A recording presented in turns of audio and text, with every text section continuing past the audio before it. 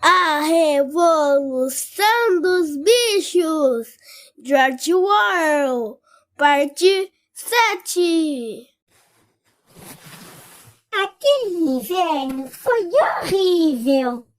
As tempestades seguiram-se, o granizo e as nevadas, depois o gelo, que só derreteu em meados de fevereiro.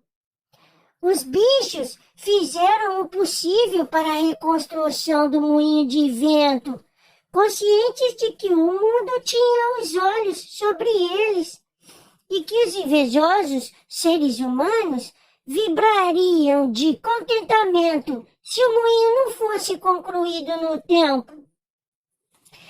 Apesar de tudo, os humanos recusaram-se a crer que o Bola de Neve tivesse destruído o moinho de vento. Afirmavam que as paredes que ruíram porque eram finas demais. Os animais sabiam que não era essa a causa. Mesmo assim, deliberaram dessa vez construir as paredes com 90 centímetros de largura, em vez de 45 como inicialmente, o que exigia muito mais pedra. Durante longo tempo, a pedreira esteve coberta de neve e foi impossível fazer qualquer coisa. Algum progresso se prosseguiu depois. No entanto, o tempo estava gelado e seco. Mas foi um trabalho muito cruel. E os animais já não realizavam com aquela mesma esperança de antes. Andava sempre com frio e, em geral, também com fome. Só Sansão e Quitéria que nunca desanimava. Garganta fazia excelentes discursos sobre a alegria e dignidade do trabalho. Mas os animais encontravam mais inspiração na força do Sansão e no seu grande brado. Trabalharei mais ainda! Em janeiro, a comida diminuiu. A ração de milho foi drasticamente reduzida e anunciou-se que uma ração extra de batata seria entregue no seu lugar. Porém, se descobriu que a maior parte da colheita de batata estava congelada nas pilhas desprotegidas, moles e descoradas. Poucas estavam em condição de serem consumidas. Durante dias seguidos, os bichos não tiveram senão paia e nabo para comer. O espectro da fome parecia surgir à sua frente. Era imprescindível ocultar o fato ao resto do mundo. Encorajados pelo colapso do moinho de vento, os humanos andavam renovando as mentiras sobre a granja dos bichos. Mais uma vez dizia que os bichos iriam morrer de fome e de doença, e brigavam continuamente entre si, e que havia descambado por canibalismo e por infanticídio. Mentiroso. Napoleão bem sabia dos maus resultados que poderia advir no caso da verdadeira situação dos alimentos da granja fosse conhecida. E resolveu utilizar o Sr. Whymper para divulgar uma impressão contrária. Até então, os animais haviam tido muito pouco tempo e nenhum contato com o Sr. Whymper.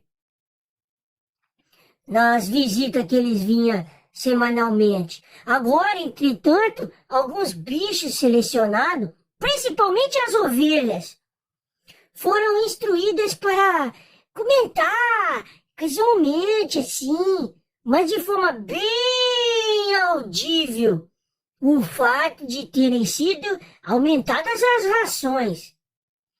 Em complemento, Napoleão deu ordem para que as tulhas do depósito, que estava quase vazia, fosse recheada de areia, quase até a boca.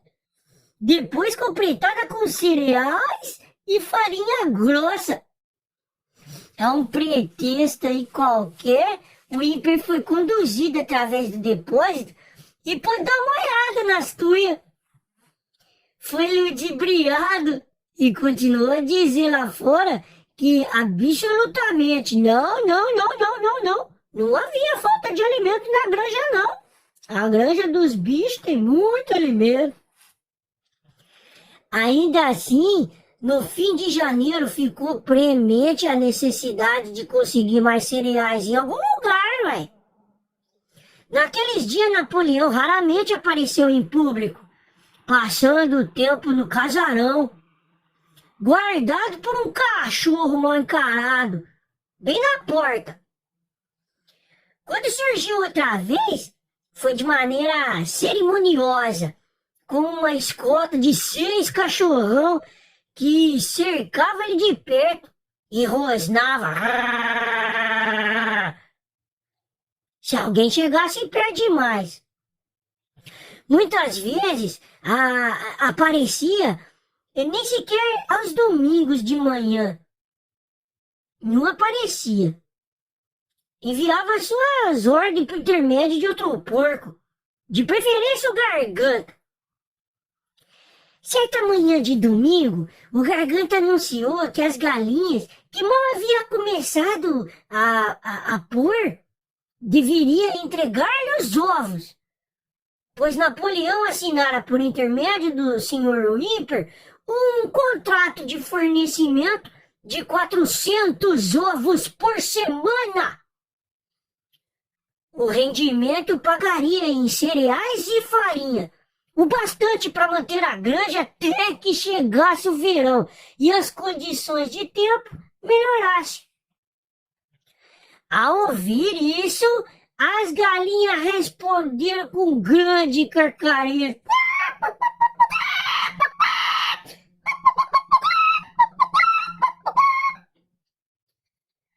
Já haviam sido alertadas sobre essa possibilidade, mas não pensava que viesse a acontecer.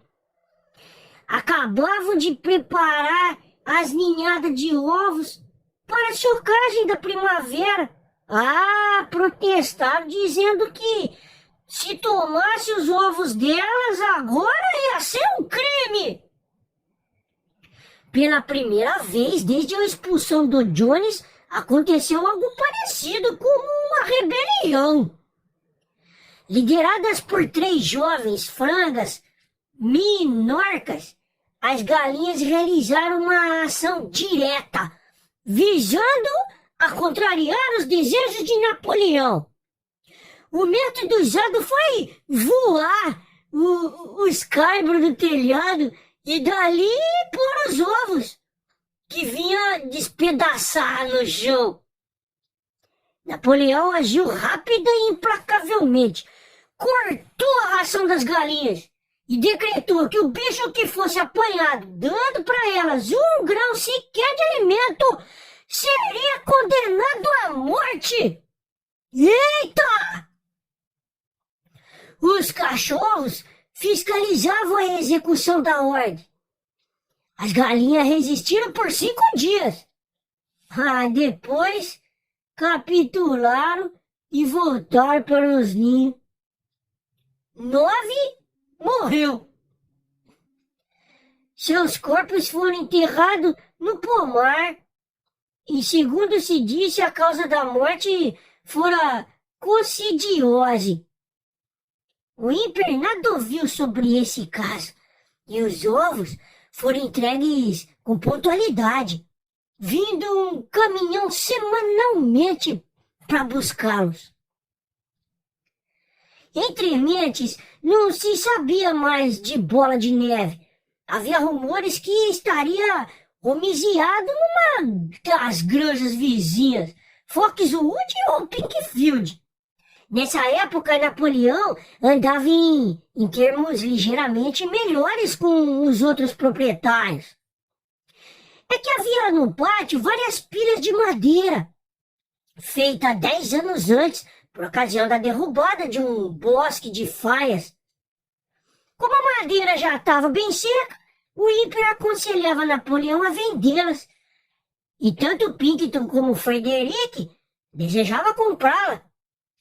Napoleão hesitava entre os dois, sem se decidir. Notou-se toda vez que parecia ter chegado a um acordo com o Frederick, surgiu um boato que Bola de Neve estava escondido em Foxwood. Ao passo que se inclinava para Pinkerton, Bola de Neve deveria andar em Pinkfield. Subitamente, no início da primavera, descobriu-se um fato alarmante. O Bola de Neve frequentando a granja à noite em segredo. Os bichos ficaram tão preocupados que não conseguiram dormir nos estábulos. Todas as noites dizia que ele se esgueirava na sombra e perpetrava um sem número de maldades. Roubava milho, entornava balde de leite, quebrava ovos, esmagava os viveiros de sementes e roía o córtex das árvores frutíferas. Sempre que algo parecia de errado, culpado era o Bola de Neve. Uma janela quebrada, um dreno entupido, alguém com certeza.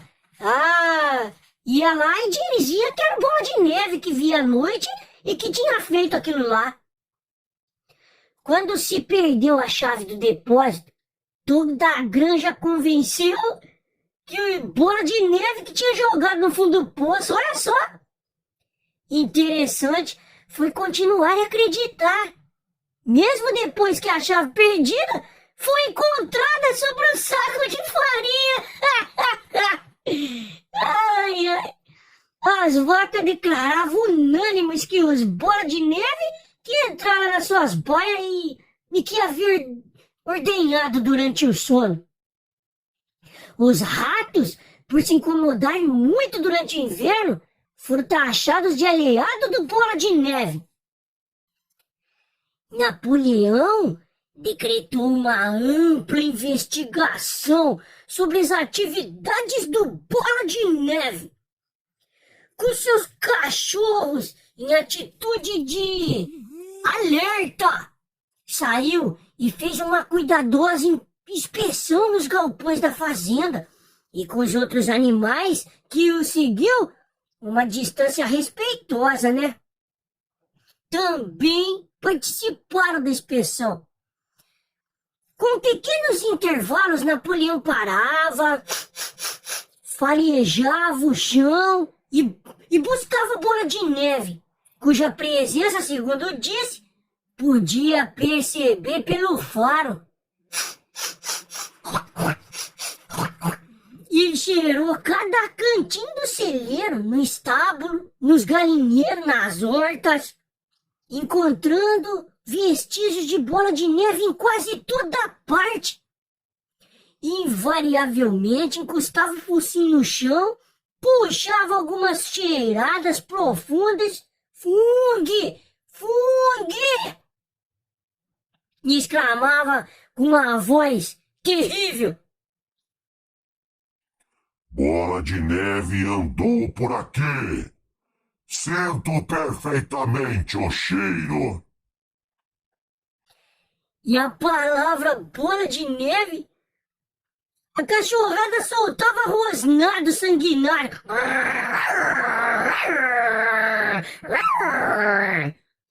pondo os dentes tudo pra fora. Os animais andavam aterrorizados. Parecia que Bola de Neve era uma espécie de entidade invisível, fantasminha, impregnava o ar à sua volta e ameaçava-os com toda espécie de perigo. Certa tarde, Garganta reuniu todo mundo E com expressão alarmada, ele disse várias notícias. Ele disse que tinha várias notícias para dar. Camaradas, descobrimos uma coisa pavorosa. Bola de Neve vendeu-se a Frederick, da Granja Pinkfield, que neste mesmo instante está planejando atacar-nos. Eles querem tomar nossa granja. Bola de Neve será o guia quando o ataque começar. Mas a coisa pior ainda. Pensávamos que a rebelião de Bola de Neve fosse causada por sua vaidade e ambição. Pois estávamos enganados, camaradas. Sabeis qual foi a verdadeira razão? Bola de Neve era aliado de Jones desde o início. Foi no tempo todo agente de Jones. Tudo isso está comprovado em documentos que deixou e só agora descobrimos. Para mim, isto significa muita coisa, camaradas. Pois não vimos com nossos próprios olhos a maneira como ele tentou, felizmente sem conseguir, fazer com que fôssemos derrotados e destruídos na Batalha do Estábulo. Os bichos ouviram estupefado. Isto era um crime muitíssimo maior do que ter destruído o moinho de vento. Mas alguns minutos se passaram até eles compreenderem a completa significação de tudo aquilo. Todos se lembravam, ou julgavam lembrar-se, né? Ter visto Bola de Neve liderando o ataque na Batalha dos Estábulos, uai! De como ele os encorajava e incitava a cada instante, não titubeando um só segundo quando as balas do Jones rasgavam o dorso dele. De início foi um pouquinho difícil de entender como isso se encaixava em sua aliança com o Jones. Até Sansão raras vezes fazia a pergunta, ficou confuso. Oxe! Deitou-se, enfiou as patas dianteiras debaixo do corpanzil, fechou os olhos e com grande esforço tentou reunir os pensamentos. Não acredito. Bola de Neve lutou bravamente na luta do estábulo. Isso eu vi com meus próprios olhos. Pois até não lhe demos uma herói animal. Primeira classe. Demos ela logo depois.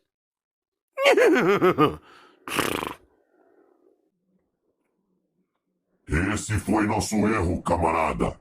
Já que agora sabemos. Está tudo lá, nos papéis que encontramos, que na realidade ele tentava nos conduzir à derrota. Mas ele foi ferido. Insistiu Sansão. Todos nós o vimos ensanguentado. Era parte do trato. O tiro de Jones pegou apenas de raspão. Eu poderia lhe mostrar isso, escrito com a própria letra dele, se vocês soubessem ler. A combinação era Bola de Neve dar o sinal de retirada no momento crítico e abandonar o terreno ao inimigo. E ele quase conseguiu isso. Posso dizer até que teria conseguido não fosse o nosso heróico líder, o camarada Napoleão. Vocês se lembram de que bem no momento em que Jones e seus homens atingiram o pátio, o Bola de Neve de repente virou-se e fugiu, seguindo de muitos animais? E não foi nesse exato momento, quando nos dominava o pânico e tudo parecia perdido, que o camarada Napoleão surgiu bradando "Morte à humanidade!" e cravou o dente na perna de Jones? Por certo, vocês se lembram disso. Pois não lembram não, camaradas? E exclamou a garganta, dando pulinhos de um lado para o outro. Bem agora que Garganta descrevera a cena de maneira tão vívida, parecia que os animais de fato se lembravam. Pelo menos lembravam de que no momento crítico da batalha, o Bola de Neve dera meia volta e fugiu. Sansão, porém, ainda permanecia contrafeito. Não acredito que o Bola de Neve fosse traidor desde o começo. O que fez depois é outra coisa. Eu ainda acho que a Batalha do Estábulo, ele foi um bom camarada. Nosso líder, o camarada Napoleão, disse Garganta, falando devagar e com firmeza. declarou categoricamente, camaradas, que Bola de Neve era agente de Jones desde o início. Sim, desde o instante em que imaginamos a rebelião. Ah, aí é diferente. Respondeu Sansão. Se o camarada Napoleão diz, deve ter razão. Este é o verdadeiro espírito, camarada! Exclamou Garganta. Porém, todos notaram a olhadeira feia que deu para Sansão com seus olhos matreiros. Depois, virou-se para ir embora, mas se deteve e acrescentou de maneira bem contundente. Alerto a todos os animais desta fazenda, para que mantenham os olhos bem abertos. Temos motivos para pensar que alguns agentes secretos de Bola de Neve estão ocultos entre nós, neste momento. 4 dias depois, à tardinha, Napoleão mandou que os bichos se reunissem no pátio. Quando todos haviam comparecido, Napoleão apareceu do casarão, ostentando ambas as suas medalhas, pois recentemente conferira a si próprio a herói animal primeira classe e a herói animal segunda classe, olha só. Com 9 cachorros fazendo demonstrações à sua volta e soltando rosnado, que dava calafrios na espinha dos animais. Estes se encolheram silenciosos em seus lugares, parecendo pressentir que algo horrível estava para acontecer. Napoleão prostrou-se e dirigiu um olhar severo à assistência. Depois deu um guincho estridente. Imediatamente os cachorros avançaram, pegando 4 porcos pelas orelhas e arrastando-os a guinchar de dor e terror até os pés de Napoleão. As orelhas dos porcos sangraram e o gosto de sangue parecia enlouquecer os cachorros.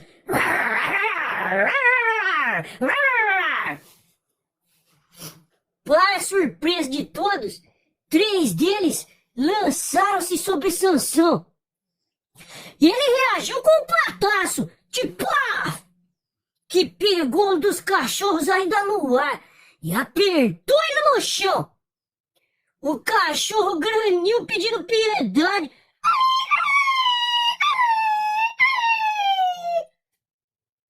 E os outros 2, fugiram com o rabo entre as pernas. Sansão olhou pro Napoleão para saber se devia liquidar o cachorro ou deixaram ele ir embora. Napoleão pareceu que tinha mudado de expressão. E ríspido ordenou que Sansão o soltasse. Aí ele ergueu a pata e deixou o cachorro ir embora, ferido. E saiu uivando. Au!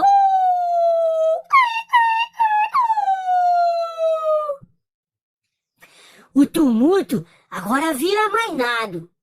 Os 4 porcos esperavam tremendo, com a culpa desenhada em cada linha do semblante seu. Então Napoleão introduziu-os a confessar seus crimes.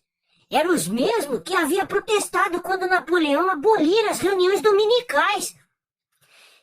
Sem mais demora, confessaram ter realizado contato secreto com Bola de Neve desde o dia da sua expulsão e colaborado com ele na destruição do moinho, no moinho de vento. Confessaram ainda que também havia se comprometido a entregar a Granja dos Bichos para Frederic. Meu!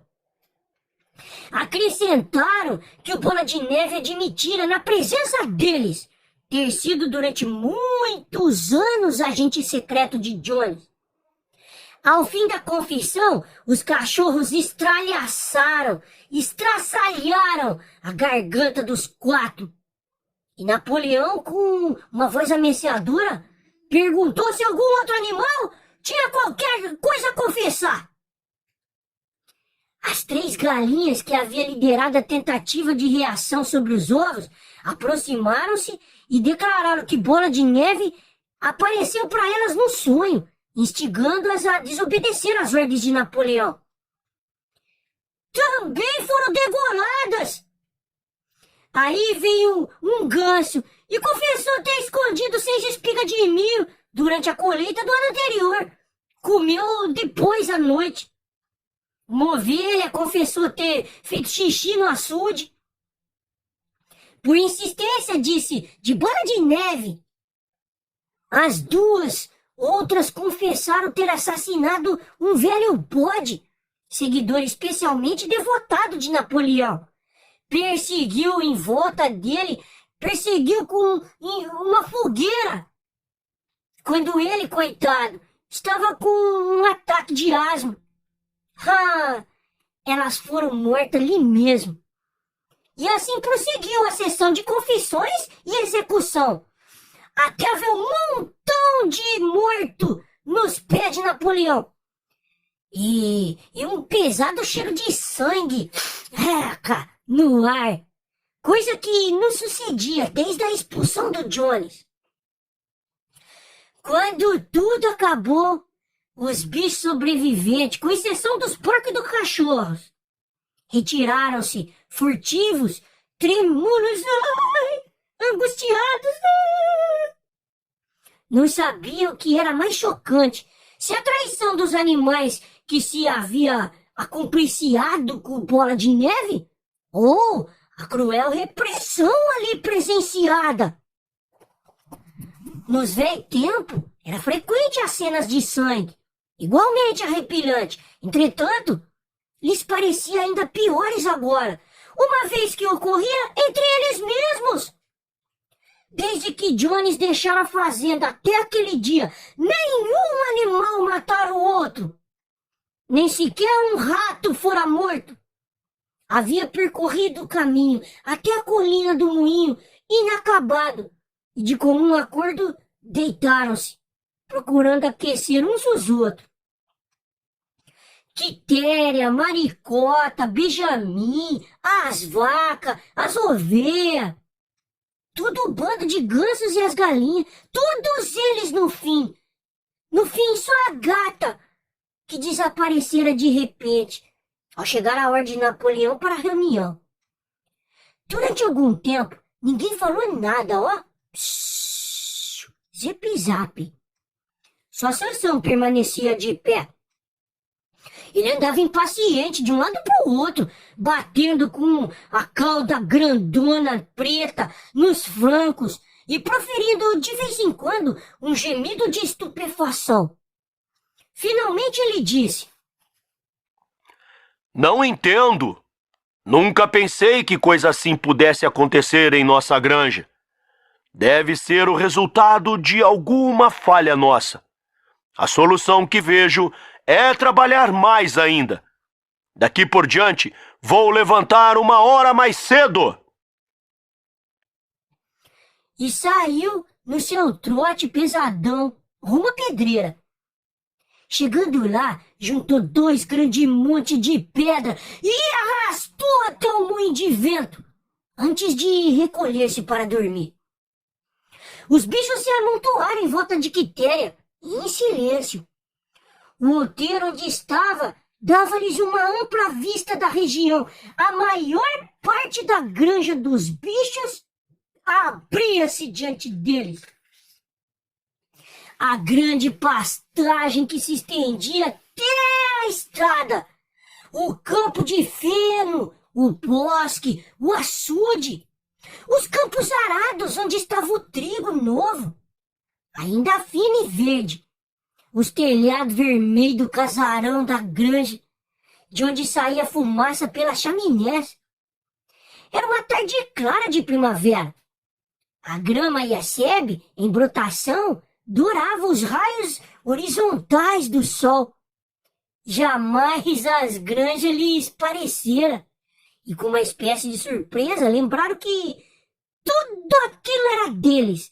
Cada centímetro era de sua propriedade. Ai, era um lugar tão agradável. Olhando pela encosta da colina, Quitéria ficou com os olhos cheios de água.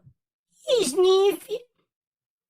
Se pudesse exprimir seus sentimentos, diria que aquilo não era bem o que pretendiam ao se lançarem anos atrás ao trabalho de depor o gênero humano.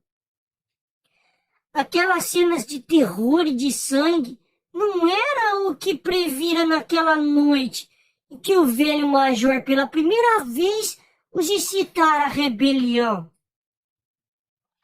Se ela própria pudesse imaginar o futuro, viria uma sociedade de animais livres da fome e do chicote, todos iguais, cada qual trabalhando de acordo com a sua capacidade. E o mais forte protegendo o mais fraco. Como ela proteger aquela ninhada de patinhos na noite do discurso do major. Em vez disso, não podia compreender por quê. Por quê? Porque havia chegado uma época em que ninguém ousava dizer o que pensava. Em que cachorros rosnadores, marvadão, perambulavam por toda parte. E todos eram obrigados a ver os camaradas feitos em pedaços após confessarem os crimes mais chocantes. Não tinha em mente ideias de rebelião ou de desobediência. Por piores que fossem, ela sabia que as que estavam muito melhores do que nos tempos de Jones, eles estavam melhores. E que antes de mais nada, era preciso evitar o retorno dos humanos. O que quer que acontecesse, ela permaneceria fiel, trabalharia bastante e cumpriria as ordens recebidas. E aceitaria a liderança de Napoleão. Mesmo assim, não fora aquilo que ela e todos os animais haviam esperado e trabalhado. Não fora aquilo que havia construído um moinho de vento e enfrentado as balas da espingarda do Jones. Tais eram seus pensamentos, embora ela não tivesse palavras para expressar. Por fim, sentindo que assim seriam as palavras que não conseguia encontrar, começou a cantar Bichos da Inglaterra. E os outros animais sentados à sua volta foram aderindo devagarzinho e começaram a cantar. E cantaram o hino 3 vezes, bem na melodia, mais lenta e tristemente, como nunca havia cantado antes. Mal havia terminado de cantar a terceira vez, apareceu Garganta, seguido de 2 cachorros, com ar de quem tinha alguma coisa importante para dizer. Anunciou que, por decreto especial do camarada Napoleão, a canção Bichos da Inglaterra foi abolida. Daquele momento em diante, era proibido de cantá-la. O quê? Os animais foram colhidos de surpresa. Por quê? Bé! Perguntou Maricota. Não há necessidade, camaradas. Bichos da Inglaterra era a canção de rebelião. Mas agora completou-se a revolução. A execução dos traidores nesta tarde foi o ato final. Em Bichos da Inglaterra, expressávamos nosso anseio por uma sociedade melhor no porvir. Ora, essa sociedade já está criada. Evidentemente, o hino não tem mais valor nenhum. Mesmo amedrontados, como estavam os animais? Alguns poderiam ter protestado, se nesse momento as ovelhas não enveredassem pelo 4 penas bom, 2 penas ruim, que durou vários minutos, pondo fim à discussão. Assim, não se ouviu mais os bichos da Inglaterra. Em seu lugar, mínimo, o poeta compusera outra canção que começava dizendo assim: Granja dos bichos, revolução dos bichos, nenhum de nós jamais te fará mal. Granja dos bichos, revolução dos bichos, nenhum de nós jamais te fará mal. E isso passou a ser cantado todos os domingos, após o hasteamento da bandeira. Mas, de certa forma, nem a letra, nem a música jamais pareceram para os animais chegar aos pés do hino Bichos da Inglaterra. Continua no próximo capítulo.